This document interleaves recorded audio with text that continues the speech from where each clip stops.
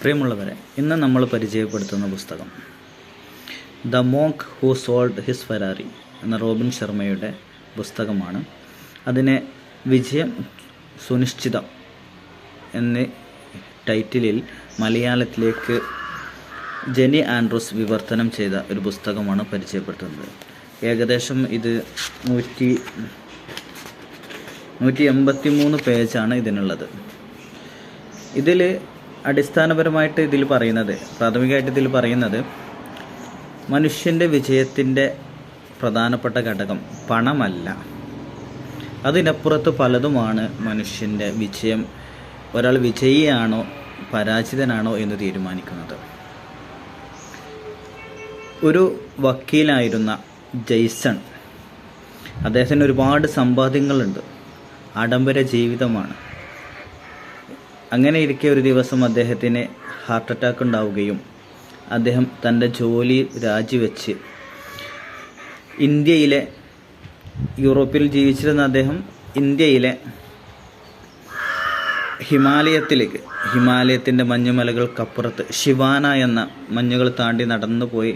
ഏകദേശം 7 ദിവസങ്ങളോളൊക്കെ മഞ്ഞിലൂടെ അങ്ങനെ നടന്ന് കുന്നും മലകളും കയറി 7 ദിവസം കഴിഞ്ഞ് ഷിവാന എന്നൊരു മഹർഷിമാർ താമസിക്കുന്ന ഒരു ഗ്രാമത്തിലെത്തുന്ന കഥയാണ്. ഒരു നോവൽ രൂപത്തിലാണ് ഇത് അവതരിപ്പിച്ചിട്ടുള്ളത്. അദ്ദേഹത്തിൻ്റെ ജീവിത കഥയാണ് എന്ന് പറയപ്പെടുന്നു. ഏതായാലും ഇതിൽ പ്രധാനപ്പെട്ട ഒരുപാട് കാര്യങ്ങൾ പറയുന്നുണ്ട്. മനുഷ്യ ജീവിതത്തിന് അനിവാര്യമായ ആ ശിവാനയിലെത്തുകയും അവിടുത്തെ ശാന്തമായ ജീവിതത്തിൽ രാമമഹർഷി അദ്ദേഹത്തിന് പറഞ്ഞു കൊടുക്കുന്ന ഒരുപാട് സംഭവം, ഒരു കഥയിലൂടെ വിശദീകരിച്ചു കൊടുക്കുന്ന മനുഷ്യൻ്റെ ജീവിതത്തിന് അനിവാര്യമായ ഒരുപാട് കഥകളാണ്. ഇത് ഒരു പക്ഷേ സാധാരണക്കാർക്ക് പെട്ടെന്ന് മനസ്സിലാവുമെന്ന് ചോദിച്ചാൽ കുറച്ച് കടുകട്ടിയുള്ള ഭാഷയാണ്. തിയറിയും കഥകളൊക്കെ പറയുന്നത് കുറച്ച് കടുകട്ടി ഉള്ളതായിട്ട് എനിക്ക് ഫീൽ ചെയ്തിട്ടുണ്ട്. എന്നാൽ ചില ഭാഗങ്ങളൊക്കെ വളരെ സിമ്പിളായിട്ടും, ഇനി അത് വിവർത്തനത്തിൻ്റെ പ്രശ്നമാണോ അതൊന്നും മനസ്സിലായില്ല.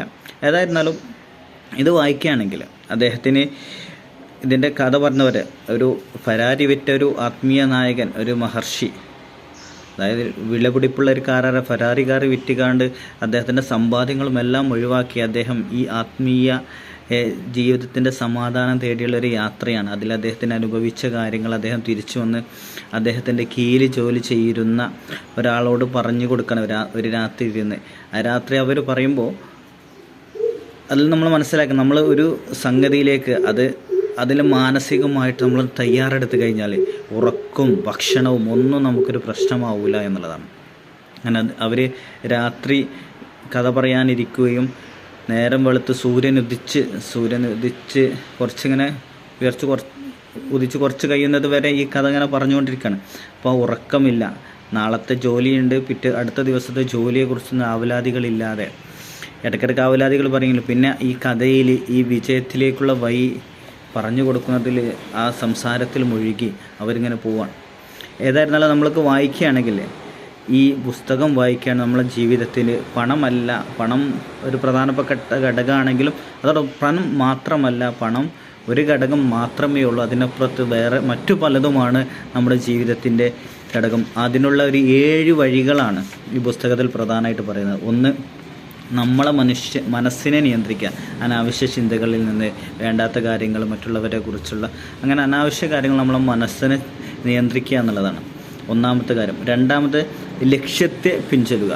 നമ്മൾക്കൊരു ലക്ഷ്യം വേണം, ആ ലക്ഷ്യം സാക്ഷാത്കരിക്കാൻ വേണ്ടിയിട്ട് നമ്മൾ മുന്നോട്ട് പോകണം. ആ ലക്ഷ്യം വെച്ച് കണ്ട് നമ്മൾ മുന്നോട്ട് പോകുമ്പോഴേ നമുക്ക് ഉണ്ടാവുള്ളൂ. അത് നമ്മൾ എന്താണോ എന്ന് മോശമല്ലാത്ത എന്ത് ലക്ഷ്യവും ആവാം. മൂന്നാമത്, കേസൻ പരിശീലിക്കുക എന്നുള്ളതാണ്. അത് ഒരു പരിശീലനമാണ് നമ്മളെ മനസ്സിനെ ശാന്തമാക്കാനുള്ള. നാലാമത്തത്, മാനസികമായ ചിട്ടയിൽ ജീവിക്കുക. മനസ്സിനെ ഒരു പുഷ്ടിപ്പെടുത്തി പോസിറ്റീവ് മൈൻഡിലായിട്ട് അങ്ങനെ മനസ്സിനെ ഒരു ചിട്ടയിൽ ജീവിപ്പിക്കുക എന്നുള്ളത്. നാലാമത്, നമ്മളെ സ്വന്തം സമയത്തെ ആദരിക്കുക. നമുക്കൊരു ദിവസത്തിൽ 84,000 സെക്കൻഡ്, ഓരോ സെക്കൻഡിനും അതിൻ്റെ വില കൽപ്പിച്ച് ആ സമയത്തെ ബഹുമാനിച്ച്, ഓരോ സമയത്തെയും നമ്മൾ വെറുതെ കളയാതെ ബഹുമാനിച്ച് ജീവിക്കുമ്പോൾ. പിന്നെ അടുത്തത്, ആറാമത്, സ്വാർത്ഥതയില്ലാതെ. എല്ലാം തനിക്ക് താൻ മാത്രമാണ് ശരിയെന്നത് മറ്റ് തൻ്റെ സമ്പാദ്യത്തിൽ നിന്ന് മറ്റുള്ളവർക്ക് കൊടുക്കുകയും അത് പരസ്പരം അങ്ങനെ കൊടുക്കുക, അങ്ങനെ സ്വാർത്ഥ ലാഭങ്ങൾക്ക് വേണ്ടിയല്ലാതെ സമൂഹത്തിൻ്റെയും ജനങ്ങളുടെയും കുടുംബത്തിൻ്റെയും എല്ലാവർക്കും വേണ്ടി ജീവിക്കുക എന്നുള്ളതാണ്. ഏഴാമത്തേത് ഇന്നിനെ ആശ്ലേഷിക്കുക. ഓരോ ദിവസവും ഇന്നലകളിലെ പ്രശ്നങ്ങളിൽ ഇങ്ങനെ ആവലാതിപ്പെട്ട് ജീവിക്കാതെ നാളെ എന്തെങ്കിലും വരുമെന്ന് വേവലാതിപ്പെടാതെ ഇന്ന് ഓരോ ദിവസവും നമ്മൾ പോസിറ്റീവായിട്ട് ഇന്നത്തെ ദിവസത്തെ നല്ല രീതിയിൽ ഉപയോഗപ്പെടുത്തുക. ഇങ്ങനെ 7 കാര്യങ്ങളാണ് ഒരു കഥയിലൂടെ. ഒരു സുമോഗസ്തിക്കാരൻ്റെ കഥ പറയുന്നുണ്ട്, ഒരു പൂന്തോട്ടത്തിൽ ഇങ്ങനെ നടന്നു വരുന്ന. അങ്ങനെ ആ കഥയിലൂടെ ഈ 7 തത്വങ്ങളാണ് ഇതിൽ ഈ രാമമഹർഷി ജെയ്സൺ എന്ന ഈ പണക്കാരനെ പറഞ്ഞു കൊടുക്കുന്നത്. അങ്ങനെ വളരെ മനോഹരമായിട്ടുള്ളൊരു കഥയാണ്. ഇത് വായിക്കുമ്പോൾ തന്നെ നമുക്ക് നമ്മുടെ ജീവിതത്തിന് ഈ പണത്തോടുള്ള ആർത്തി, പണം വേണ്ട എന്നല്ല കേട്ടോ, അതിനുള്ള ആർത്തി, അങ്ങനെ അത് മാത്രമല്ല പണമല്ല ജീവിതം, നമ്മുടെ ജീവിതത്തിന് മറ്റു പല കാര്യങ്ങളുമുണ്ട് എന്നുള്ളത് നമുക്ക് മനസ്സിലാകും. ഏതായിരുന്നാലും പറ്റുന്നവർക്ക് ഇത് വായിക്കുക. നല്ലൊരു പുസ്തകമാണ്. എല്ലാവർക്കും വായനാശംസകൾ നേരുന്നു.